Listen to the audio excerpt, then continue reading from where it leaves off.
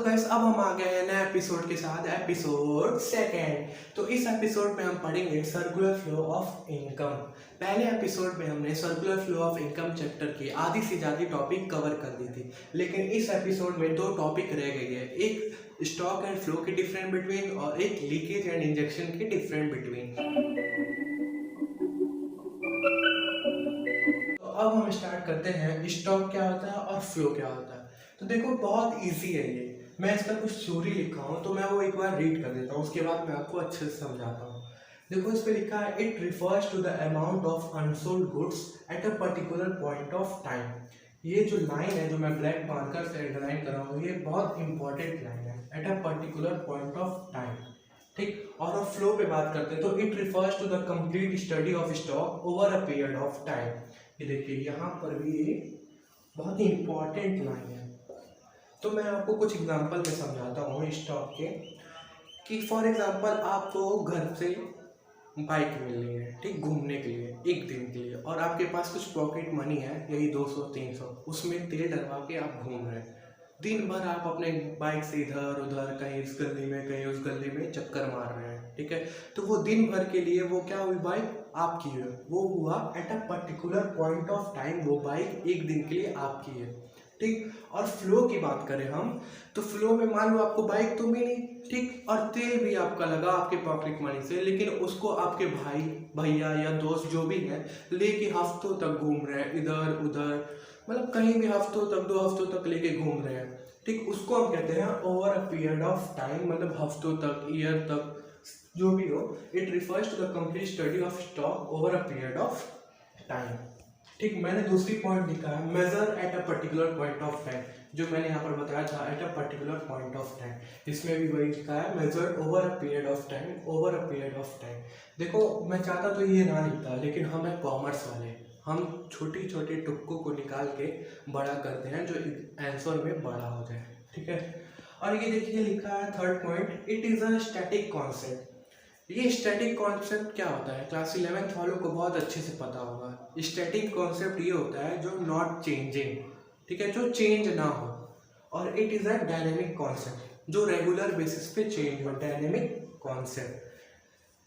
चौथा पॉइंट है no time dimensional, यहाँ पर समय का कोई महत्व नहीं है, ठीक। और चौथा इसका वो पॉइंट है टाइम डायमेंशनल, यहाँ पर टाइम डायमेंशनल मतलब समय का बहुत ज़्यादा महत्व है।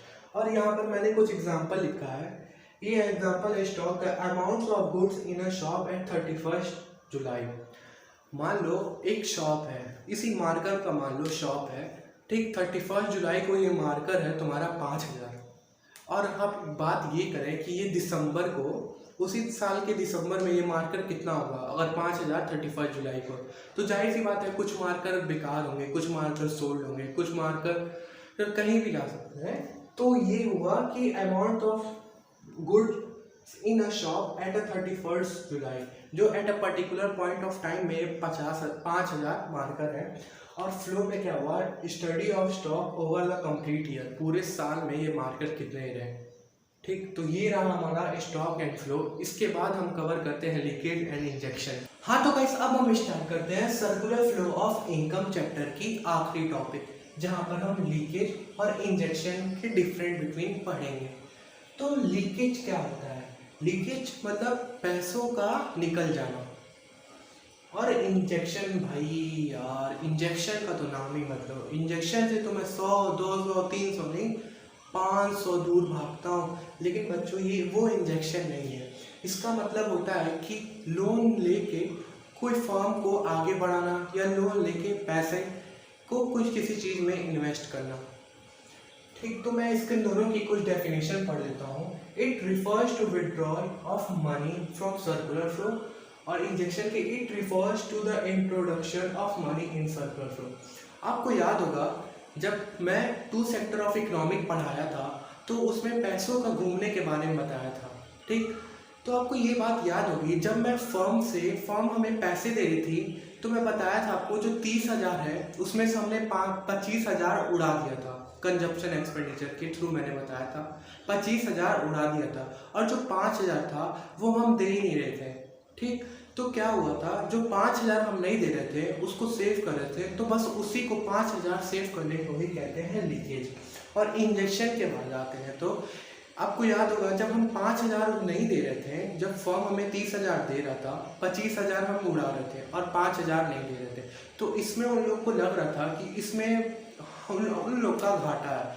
तो क्या पॉलिसी बनी थी, फाइनेंशियल मार्केट, ठीक है, फाइनेंशियल मार्केट जो बना था, ठीक, उसमें क्या था, जो 5,000 बचे हम लोगों ने उसमें डिपॉजिट करना था 5,000 के अंदर, तो हम लोग से वो डिपॉजिट करवाता था, और जो फर्म रहता था उस पर नज़र अड़ाए लगता था कि भाई जल्दी से 5,000 आ रहा है, हम वहाँ से लोन ले लेंगे, बोरो कर लेंगे और फिर अपने फर्म में नए नए सामान लाएंगे, फर्म को आगे बढ़ाएंगे, ठीक, ये करता था। तो इसी प्रोसेस को हम कहते हैं इंजेक्शन।